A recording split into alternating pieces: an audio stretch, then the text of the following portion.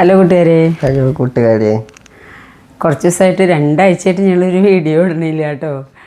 കാരണം ആദ്യത്തെ ഒരാഴ്ച എനിക്ക് നല്ല പനിയും കോൾഡും, നല്ല കോൾഡും നല്ല പനിയായിരുന്നു. അപ്പോൾ തല പൊക്കാൻ വയ്യ. അത് കഴിഞ്ഞ് എൻ്റെ ആൻറ്റിബയോട്ടിക് 5-ാം ദിവസം കഴിയുമ്പോഴേക്കും ആശാന് കിട്ടി. പിന്നെ ആശാൻ ഒരാഴ്ച ഇന്നലെ കഴിഞ്ഞുള്ളൂ ആൻറ്റിബയോട്ടിക്. മോൻ കാണുന്നുണ്ടാവില്ല എന്തുട്ടിൻ്റെ. അപ്പോൾ ഇന്നലെ കഴിഞ്ഞുള്ളൂ ആൻറ്റിബയോട്ടിക് പൊന്നൂസിൻ്റെ. പിന്നെ അതിൻ്റെ ഇടയിൽ കഴിഞ്ഞ വർഷം ഞങ്ങൾക്ക് എഴുതാൻ പറ്റാത്തൊരു എക്സാം ഉണ്ടായിരുന്നു. ഞങ്ങൾ ഒറ്റ കാര്യങ്ങൾ പറയട്ടെ, ഞങ്ങൾ മൂകാംബികയിലേക്ക് പോയായിരുന്നു കഴിഞ്ഞോണം. അപ്പോൾ ഇതിൻ്റെ എക്സാം നീട്ടി വെച്ച്, ഡിഗ്രി ഫൈനലിൻ്റെ എക്സാം നീട്ടി വെച്ചത് ഒരെണ്ണം ഞങ്ങൾ പോണ ദിവസമായിരുന്നു. അപ്പോൾ തിരുവാതിരക്കളി 2 ടീമിൻ്റെ ഉണ്ടായിരുന്നു മൂകാംബികയിൽ.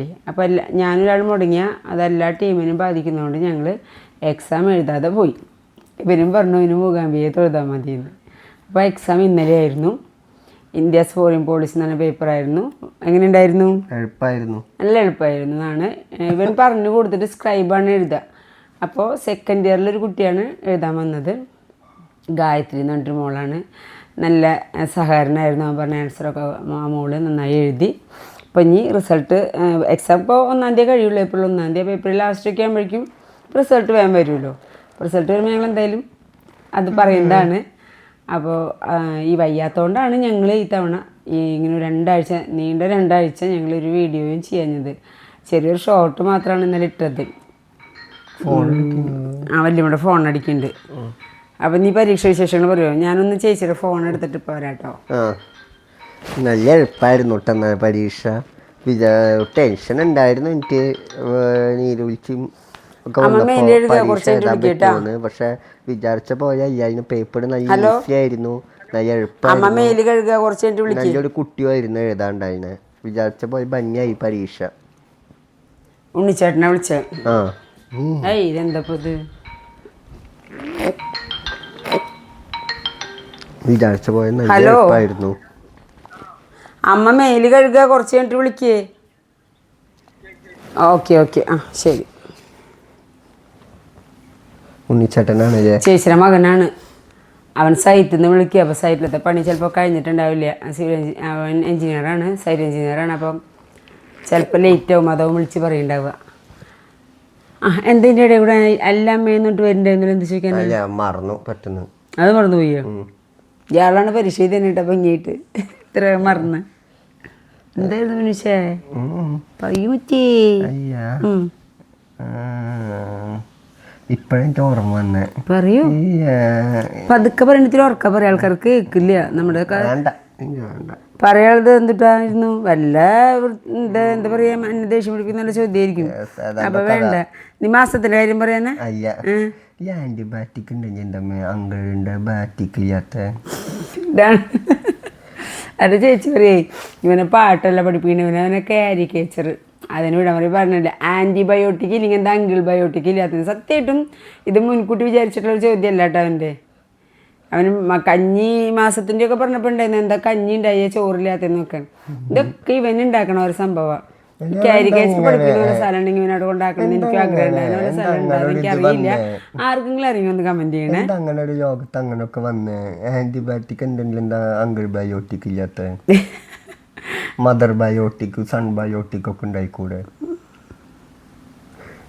ജോസിന് എന്താ തെറ്റ്? ആന്റി എന്നാ പറയണേ. അതെ, ഇത് ആന്റി അല്ല, ആന്റിബയോട്ടിക് തന്നെ പറയാന്നുണ്ടല്ലേ. ആന്റി സ്പെല്ലിംഗ് വ്യത്യാസമുണ്ട്.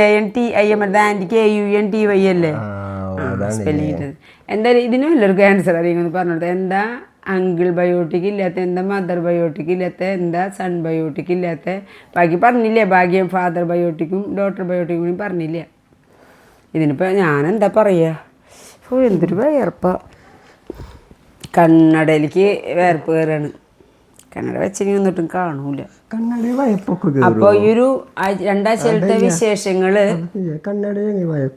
അത് ഇവിടെ വേർക്കുമ്പോൾ കയറും. നീ വർത്തമാനം പറയുമ്പോൾ എൻ്റെ അടുത്ത് പറഞ്ഞു മൂക്ക് മുറുക്കി ഞാൻ.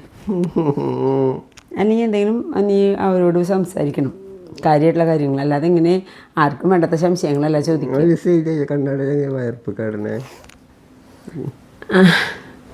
ചില സമയത്തേക്ക് നല്ല ദേഷ്യം വരും കേട്ടോ. സ്ക്രൂ ചെയ്യാൻ തോന്നും.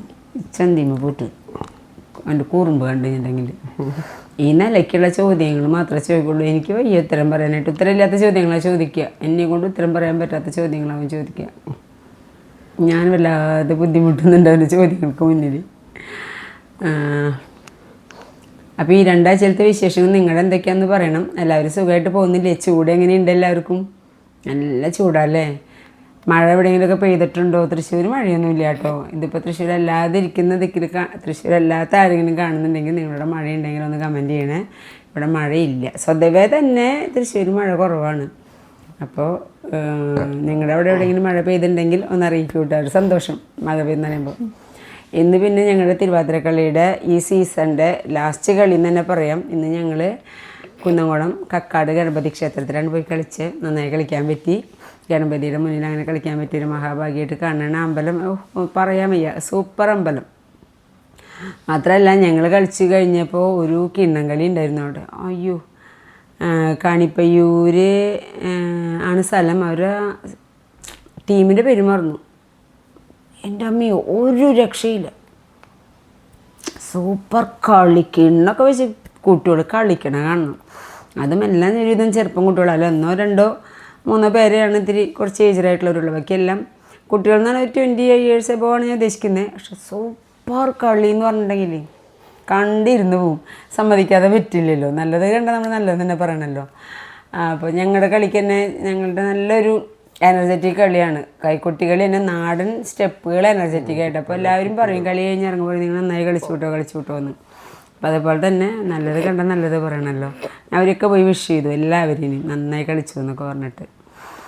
പിന്നെ എക്സാമൊക്കെ ഒരുവിധം എല്ലാവരുടെയും കഴിഞ്ഞല്ലോ അല്ലേ? 10ാം ക്ലാസ്സും +2 ഉണ്ടെങ്കിൽ മാത്രം അവരുടെ കഴിയാറാവണേ ഉള്ളൂ. പിന്നെ 8, 9, 10 മാർച്ച് 31 എന്ന് പറഞ്ഞാൽ ഇപ്പോഴത്തെ 8, 9 അവരുടെ മാർച്ച് 31 കഴിയുള്ളൂ. ഞങ്ങളുടെ അവിടെ 2 ആളുണ്ട്. 2 ആൾക്കും മാർച്ച് 31 കഴിയുള്ളൂ. ലാസ്റ്റ് വരെ ഈ ചൂട്ടത്തിൽ കുട്ടികളെ ബുദ്ധിമുട്ടിക്കുക. ശരിക്കും പറയാച്ചാൽ എക്സാം കഴിഞ്ഞാൽ അവരെ വീട്ടിലിരുത്തിയായിരിക്കും നല്ലത്. നല്ല ചൂടെന്ന് പറഞ്ഞാൽ സഹിക്കാൻ പറ്റാത്ത ചൂടാണ്. ഇന്ന് രാവിലെ ഞാൻ കുഴഞ്ഞു വിടുന്നതിന് തോന്നി. രാവിലത്തെ പണി കഴിഞ്ഞപ്പോഴും ഭയങ്കര നെഞ്ചിനകത്തൊക്കെ ഒരു ഭയങ്കര അസ്വസ്ഥതയും ശ്വാസം എടുക്കാൻ ബുദ്ധിമുട്ടും. അത് ചൂടിൻ്റെ. പിന്നെ ഒരു 10-15 മിനിറ്റ് ഒന്ന് റിലാക്സ് ചെയ്തിരുന്നപ്പോഴാണ് ഒന്നാശ്വാസമായി. അറ്റാക്കാന്ന് വരെ പേടിക്കും നമ്മൾ ആ ഒരു അവസ്ഥ കണ്ടു കഴിഞ്ഞിട്ടുണ്ടെങ്കിൽ. അപ്പോൾ പ്രത്യേകിച്ച് ഇതൊക്കെയാണ് ഇപ്പോൾ ഞങ്ങളുടെ ഈ 2 ആഴ്ചത്തെ വിശേഷം എന്ന് പറഞ്ഞാൽ വയ്യായ ചെറിയൊരു ചുമയുണ്ട്. ബാക്കി അതിപ്പോൾ ഒരു പനി വന്ന ബാക്കിയായിട്ട് ചുമയുണ്ടാവില്ല. പക്ഷെ അത്ര കാര്യമായിട്ടില്ല. മാറി. അടലോടെ ES എന്ന് പറഞ്ഞിട്ടൊരു ആയുർവേദിക് പ്രോഡക്റ്റാണ് മരുന്ന്, ചുമയുടെ മരുന്ന്. അതൊരു 3 നേരമൊക്കെ കൊടുത്തു കഴിഞ്ഞാൽ ഒരു 2 ദിവസം ഒരു 3 നേരം കഴിച്ചാൽ ചുമ നല്ല ആശ്വാസം കിട്ടും. അത്ര കാര്യമായിട്ടില്ല. കിടന്ന് കഴിഞ്ഞാൽ ചെറുതായിട്ട് ഒരു ഇത്തിരി നേരം, അത് കഴിഞ്ഞാൽ ഓക്കെ സുഖമായിട്ട് ഉറങ്ങാൻ പറ്റും. അതൊരു ശല്യം നമുക്ക് ചെയ്യണില്ല അല്ലേ ചുമ? ഇല്ല. അപ്പോൾ ഇതൊക്കെയാണ് ഞങ്ങളുടെ വിശേഷം. അപ്പോൾ നിങ്ങളുടെ വിശേഷങ്ങളൊക്കെ ഒന്ന് കമൻറ്റ് കൂടെ രേഖപ്പെടുത്തുക. എല്ലാവരും സുഖമായിരിക്കുന്നല്ലോ. ഈ 2 ആഴ്ചത്തെ ഗ്യാപ്പിൽ നിങ്ങളുടെ സുഖവിവരങ്ങൾ അറിഞ്ഞിട്ടില്ല. അപ്പോൾ എല്ലാവരും നിങ്ങളുടെ സുഖവിവരങ്ങൾ പറയുക. പിന്നെ ചൂടിൻ്റെ ശക്തി ഓരോരുത്തരും അനുഭവിക്കുന്ന ചൂടിൻ്റെ ശക്തിയൊക്കെ ഒന്ന് അറിയിക്കാം. പിന്നെ നിങ്ങൾക്ക് ആർക്കെങ്കിലും മഴ കിട്ടിയെങ്കിൽ ഒന്ന് പറയുക. ഒരു സന്തോഷം. എവിടെയെങ്കിലും പെയ്തെന്ന് പറയുമ്പോൾ ഞങ്ങളുടെ പെയ്യലോ എന്ന് ആലോചിക്കാമല്ലോ. നല്ല മഴക്കാറുണ്ട് പക്ഷെ പെയ്യുന്നില്ല. അതാണ് സത്യം. അപ്പോൾ ഇനി ഞാൻ മോന് ഓട്സ് ഉണ്ടാക്കണം. ഈ കുട്ടി സ്വപ്ന ലോകത്താണ്. ഇതേ പോയി മുകളിലേക്ക്. ഇനി അതെങ്കിലും ഇങ്ങനത്തെ കുസൃതി ചോദ്യങ്ങളും കൊണ്ട് വരും. കുസൃതി ചോദ്യം എന്ന് പറയാൻ പറ്റില്ല അതിന്. എന്ത് ചോദ്യം എന്നാ പറയുക?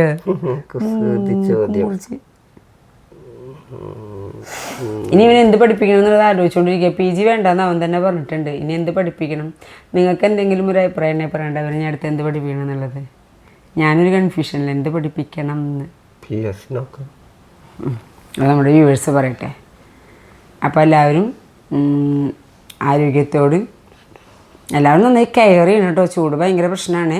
അപ്പോൾ ഡയറക്റ്റ് വെയിൽ കൊള്ളാതിരിക്കാൻ ശ്രമിക്കുക. സൂര്യാഘാതം ഉണ്ടാവും. ഇപ്പോൾ ഞങ്ങളുടെ തന്നെ അറിയുന്ന ഒരു ചേച്ചിക്ക് ഇന്നലെ കൈപ്പയ്ക്ക ഉണക്കാനായിട്ട് ടെറസിൻ്റെ മുകളിൽ ഒരു 11 മണി രാവിലെ 11 മണിക്കാണ് പോയി എന്ന് പറയാം. അപ്പോൾ ഒന്നും അറിഞ്ഞില്ല. വൈകുന്നേരം ആകുമ്പോൾ കൈ നീർന്ന് നോക്കുമ്പം കയ്യിൽ നല്ല ചുവപ്പ് നിറം കിടക്കണം. പൊള്ളി പറയാണ്. സൂര്യാഘാതമാണത്. അപ്പോൾ എല്ലാവരും മാക്സിമം വെയിലത്ത് പോക്ക് കുറയ്ക്കുക. പോവുകയാണെങ്കിൽ ഇങ്ങനെ കുട കയ്യിൽ കരുതുക. ഇപ്പോൾ എല്ലാവർക്കും ഓട്ടോയിലും കാറിലൊന്നും പോകാൻ പറ്റിയെന്നല്ല. നമുക്ക് ബസ്സിനൊക്കെ തന്നെ പോകേണ്ടി വരും. അപ്പോൾ കുട കയ്യിൽ എന്തായാലും കരുതണം. ഞാനിപ്പോൾ കുട പിടിച്ച് തുടങ്ങിയിട്ട് എനിക്ക് ഈ അസുഖം വന്നതേ ചൂട് കാരണം ഞാൻ കുട പിടിച്ച് തുടങ്ങി. അപ്പോൾ കുട കയ്യിൽ കരുതുക. പിന്നെ ധാരാളം എല്ലാവരും വെള്ളം കുടിക്കുക. ധാരാളം വെള്ളം കുടിക്കുക. ദാഹിച്ചാൽ ഇല്ലെങ്കിലും ധാരാളം വെള്ളം കുടിച്ചോളൂ കേട്ടോ. ചൂട് കാരണം ശരിക്കും ശ്രദ്ധിക്കണം. അപ്പോൾ എല്ലാവർക്കും എല്ലാവരും ആരോഗ്യത്തോടെ ഇരിക്കാൻ വേണ്ടി പ്രാർത്ഥിക്കുന്നു. ആർക്കും അസുഖങ്ങളൊന്നും വരാതെ വരാതിരിക്കട്ടെ എന്ന് സർവേശ്വരനോട് പ്രാർത്ഥിക്കുന്നു. പിന്നെ എല്ലാവരും കെയർ ചെയ്യണം. Take care all of you. Okay, bye, see you. അടുത്ത വീഡിയോയിൽ കാണാം.